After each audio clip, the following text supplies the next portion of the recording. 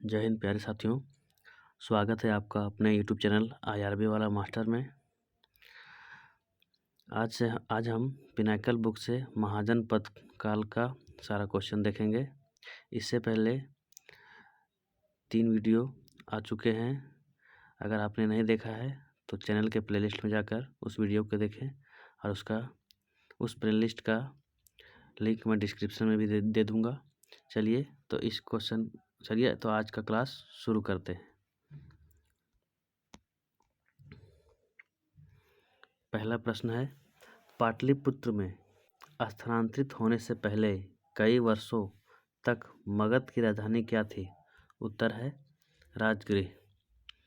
अगला प्रश्न है, प्राचीन काल में गंगा के दक्षिण क्षेत्र क्या कहलाता था? उत्तर है मगध। अगला प्रश्न है, वज्जी महाजनपद की राजधानी क्या थी? उत्तर है वैशाली। अगला प्रश्न है, महाजनपद काल के दौरान मत्स्य की राजधानी क्या थी? उत्तर है विराटनगर।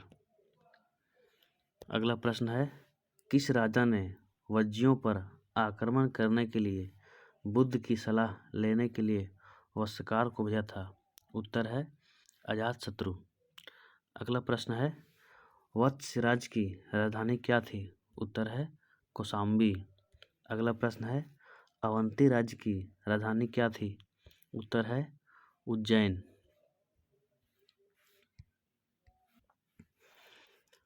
अगला प्रश्न है, वज्जी महाजनपद की राजधानी क्या थी? उत्तर है वैशाली।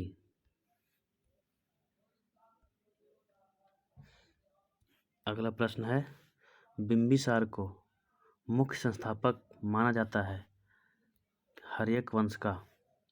अगला प्रश्न है, सांची स्तूप, भरहुत स्तूप, अजंता की गुफाएं हैं बौद्ध वास्तुशिल्प की। अगला प्रश्न है, कौशल महाजनपद एक भाग है उत्तर प्रदेश का। अगला प्रश्न है, झारखंड में लौह खदानों के उदय का कारण है मगध साम्राज्य। अगला प्रश्न है, मगध महाजनपद चारों ओर से घिरा हुआ था। उत्तर है गंगा और सोन नदी से। अगला प्रश्न है, मगध महाजनपद की प्रथम राजधानी थी। उत्तर है राजगृह। अगला प्रश्न है, गंगा के दक्षिण का क्षेत्र कहलाता था। उत्तर है मगध। अगला प्रश्न है, मगध की राजधानी बाद में स्थानांतरित कर दी गई थी। उत्तर है पाटलिपुत्र में। अगला प्रश्न है, महाजनपदों के शासक फसलों पर कर वसूल करते थे 1/6 की दर से। अगला प्रश्न है, पूर्वी मगध में नंद वंश की स्थापना किसके द्वारा की गई थी? उत्तर है महापद्मनंद द्वारा। अगला प्रश्न है, अजातशत्रु पुत्र था बिंबिसार का। अगला प्रश्न है, नंद राजवंश का अंतिम शासक कौन था? उत्तर है घनानंद। अगला प्रश्न है, 4वीं शताब्दी में राजधानी को राजगृह से पाटलिपुत्र किसने स्थानांतरित किया था? उत्तर है उदयन ने। अगला प्रश्न है, महाजनपदों की कुल संख्या कितनी थी? उत्तर है 16।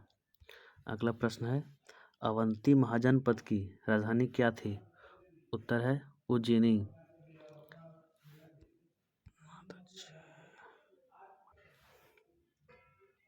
अगला प्रश्न है, कौशल अंग, काशी और वज्जी सभी अंग थे 16 महाजनपद के।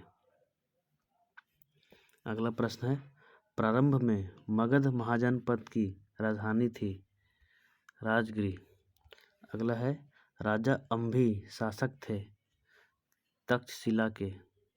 अगला है, महाजनपदों की कुल संख्या है 16। अगला है, महापद्मनंद ने शासन किया था मगध राज्य पर।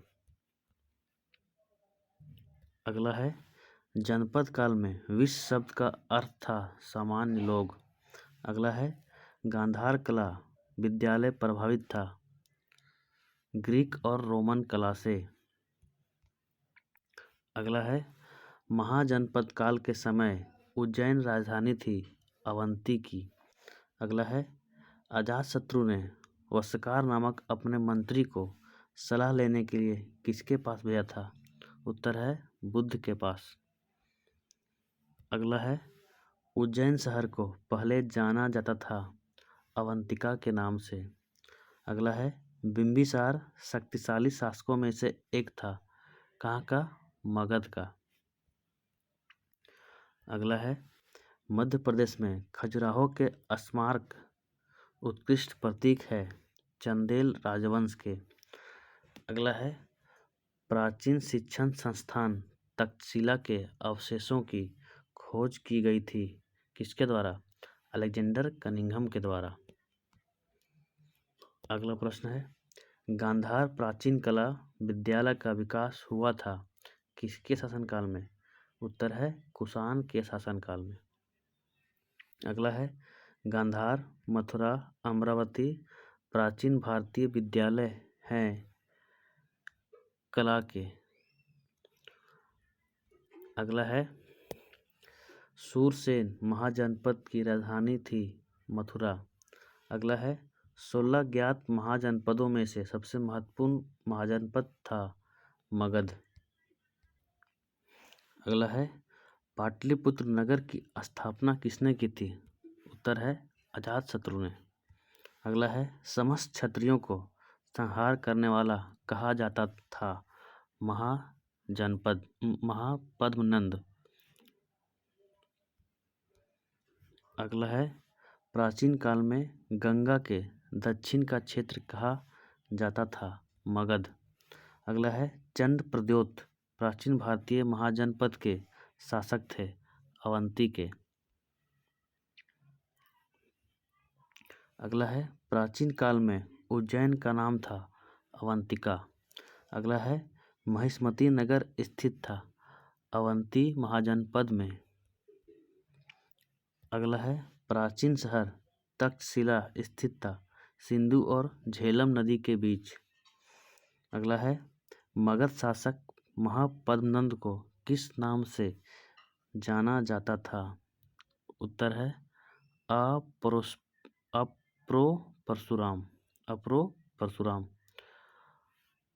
आज के लिए बस इतना ही।